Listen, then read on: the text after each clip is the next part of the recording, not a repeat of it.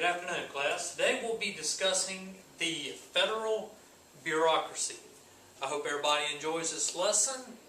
I'm going to learn as much from you as you are from me. This will be done on chapter 13, pages 413 to 441. So please pull out your textbooks and get you a sheet of paper out at this time. What comes to your mind when you think of the word bureaucracy? Sit down, think about it. Remember going to the post office with your mom and dad? How about to the DMV? How about to Walmart?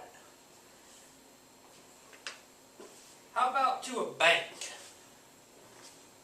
Take a minute and actually think about, what do you think a bureaucracy is? I'll give you a few minutes to think that question over, and then I'll see what each of y'all has to say. This sheet I'm getting ready to pass out to you, class, is a federal bureaucracy anticipation guide. We will be going over this in today's lesson, so I want you to keep a hold of this. There will be 5 questions that I want you to read as soon as I pass it out, please. And on the left-hand column, I want you to write either agree or disagree. And I'll give you a few minutes also to complete this. Remember, just read the question, fill out the left-hand column, whether agree or disagree to start with. We'll finish the rest of it up in a little while as we go over the lesson. Okay, now that I've gave y'all a few minutes to write and answer that, how did y'all feel pretty confident on your answers? Do you think you got any right? If you read your chapter, this would have been real easy. You probably would have gotten some of these right. Probably not all of them, but a lot of this would have stood out to you. Well, I'm going to help you. For the ones of y'all that missed it or just didn't quite understand it, I'm going to go back over it for you guys. And by the end of this lesson, you will know every question on this anticipation guide and the answers. Okay, so let's get started. First off, I'm going to go over the definitions, which are up here on the board. I believe that going over the definitions will be beneficial to y'all as I start this lesson. So I'm going to go over the definitions first. First one is going to be a bureaucracy. It's a system of organization and control. Remember that, organization and control, that is based on these next 3 words. Hierarchical authority. It's going to be your first word. This refers to a chain of command whereby top officials control those in the middle. What do you think the middle official's job is to do? Any volunteers? Exactly. The middle people or the management in the middle levels' job is to watch and supervise the basic workers at the bottom, to take care of them, to tend to their needs, to make sure they're doing their jobs. Next would be job specialization. What do you think the book means by job specialization?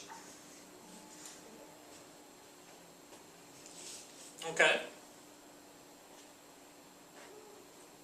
Exactly. That's exactly what it means.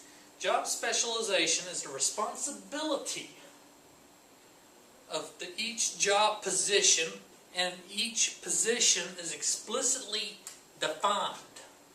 You know what you will be doing in this job position. And the last one, formalized rules.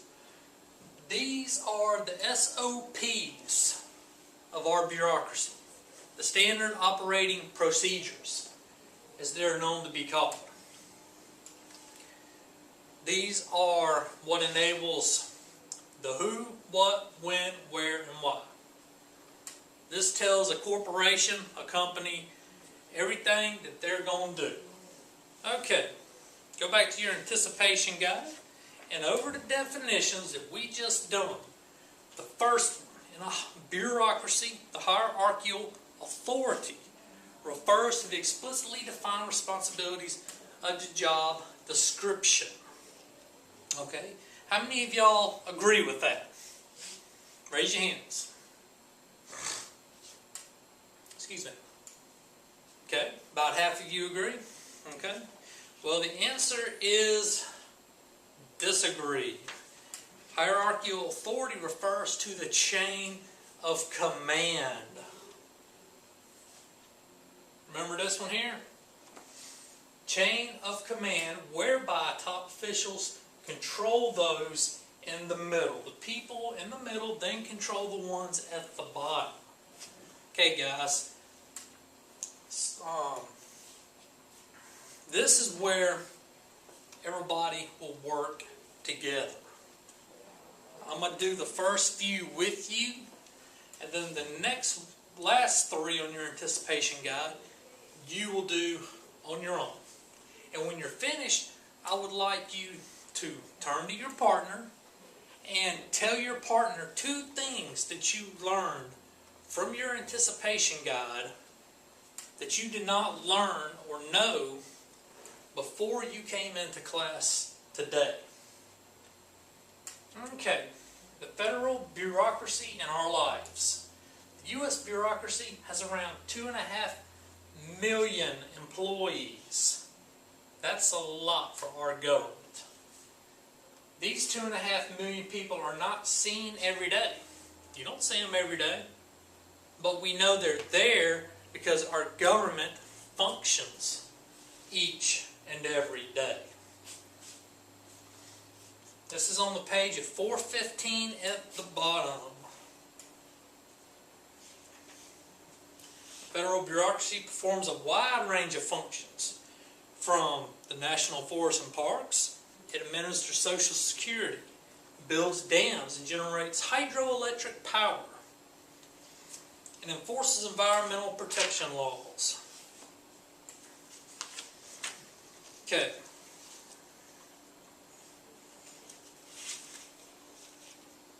Regulatory agencies. This next section we're going to be covering, guys, is 5 different types of administrative organizations that our bureaucracy falls into in the United States government. Okay, I want you've already answered on the first left side, your second question on your bureaucracy, on your anticipation guide. I want you on page 418 under regulatory agencies to read and see if what you marked on your left-hand side you still agree with. If not, if you don't disagree, or excuse me, if you do disagree, I want you to write out here why. Why do you not believe? Write down exactly what the book says. Try and keep it short. A few words, a sentence, just enough to let me know I know that you've learned this. Okay, I'll give you a few minutes to work on this, guys. Okay. How many of y'all still agree that regulatory agencies are part of the 15 cabinet departments that fall under the control of the president? Raise your hands. Okay, 4 of you still agree?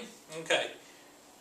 I hate to tell you, but not quite. You're close, but it's not quite. Regulatory agencies are done by Congress. They're instituted by Congress, and therefore are not part of the 15 presidential cabinets that the president has control of. You were close and good guesses, but they do not fall under the president's cabinets. Thank you, though, for your comments. Cabinet departments. These are responsible for a policy area. They vary in both size and importance. The oldest being, and the very first one created, is which one? Correct. The Department of the State. Which is the biggest cabinet department? In terms of employment, just take a guess, a wild guess. Would it be the Department of Justice, Department of Transportation, Department of Interior? Yes. No. Good guess. Department of Homeland Security is not it, though. Okay? Yes, Department of Defense. Excellent job. Excellent work. The Department of Defense has 600,000 employees, plus has roughly 1.5 million active military personnel. Good job. Independent agencies are similar to cabinet departments, but they have a much smaller scope of responsibility. These examples will be such as the CIA and NASA. NASA could be located in the Department of Defense, but the military doesn't run our space program, does it? No, it does not. NASA controls our space program. Many military technologies we have originated from the space program, but it's not part of the military program, the Department of Defense. Okay guys, this is the last one on our Federal Bureaucracy Anticipation Guide. We're going to be covering clientele groups.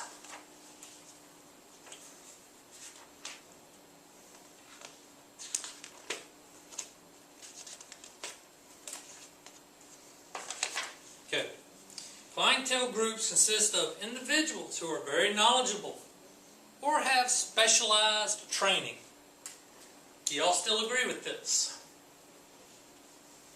Read through the first paragraph on page 429, the power of clientele groups, and find out if that corresponds to what is wrote on your anticipation guide.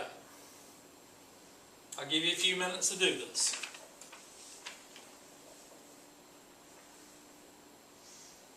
How many still agreed with what you had earlier? A few?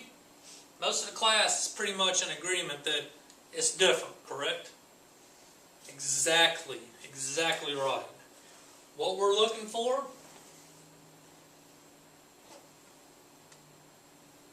is the power of expertise. This is one of the three main powers of a bureaucracy that helps our bureaucracy function.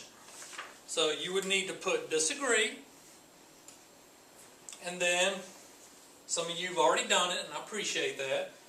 Write in the power of expertise. That would be what you need to do. Now class, I would love for y'all to look at each other at that time and tell your partner one thing or two things from your anticipation guide and from what we've covered so far. One thing that you've learned from this lesson that you did not previously know or understand. Okay, looks like everybody had a real productive bantering of conversation. A lot of people learned a lot of new things, and that is awesome. I'm glad that I had such a positive impact on your education today. And believe me, you teach me as much as I try and teach you. So thank you. The last thing I'm going to cover today is accountability. Which branches of government can hold bureaucrats accountable for their actions? Any guesses? What part of our government? Yes.